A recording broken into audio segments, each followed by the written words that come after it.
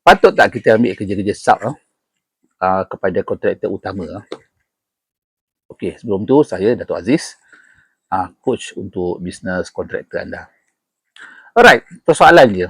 Ada banyak orang tanya, macam mana kita nak masuk sesuatu agensi kerajaan, kan? Orang tak kenal kita. Kadang-kadang kita masuk tender selalu, tapi tak dapat job, kan?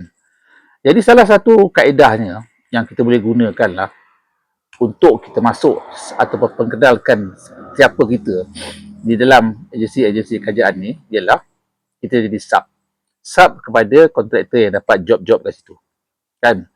Jadi ada setengah-setengah kontraktor kat situ, diorang ni mungkin diorang tak cukup modal. Diorang dapat job tapi diorang tak cukup modal. Jadi kita tolong diorang. Kita tolong untuk diorang siapkan kerja sebagai sub kontraktor. Okey.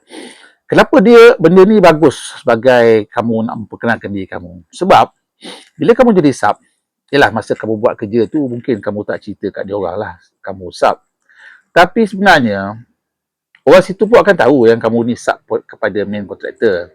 Jadi secara tak langsung, dan sebenarnya kadang-kadang tak salah juga kontraktor utama ni cari sub kontraktor. Jadi bila kita jadi sub kontraktor tu, kita boleh memperkenalkan syarikat kita, kan? Dan klien kita, contohnya macam katakanlah kita nak masuk JKR tempat kita, klien kita tu akan kenal kita. Dia akan kenal kita dan bila projek tu siap nanti, dia akan nampak mutu kerja kita. Jadi lepas tu, dalam kita punya profil kerja-kerja yang kita dah buat, kita bolehlah masukkan yang kita pernah buat satu projek.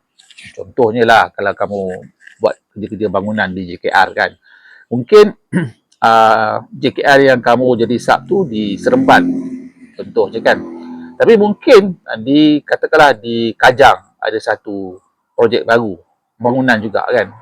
Jadi kamu boleh tunjuk dalam profil kamu yang kamu pernah buat bangunan tu. Tapi of course lah, main con kamu ialah satu kontraktor lain. Tapi yang penting sekarang ni, JKR akan tengok syarikat kamu ni pernah buat kerja-kerja tersebut. Cuma, ada satu perkara yang paling penting kamu kena jagalah, iaitu kamu kena ada kontrak yang ketat antara syarikat kamu dan syarikat Maincon. Janganlah pula nanti kamu dah buat kerja, lepas tu diorang tak bayar kamu, kan? Kena ada satu kontrak yang ketat lah. Jadi bila ada kontrak ni, dan pastikanlah ada progress payment yang kamu akan dapat lah untuk siapkan kerja tu. Okey?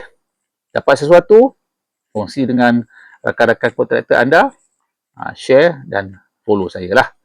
Assalamualaikum warahmatullahi wabarakatuh. Bye-bye.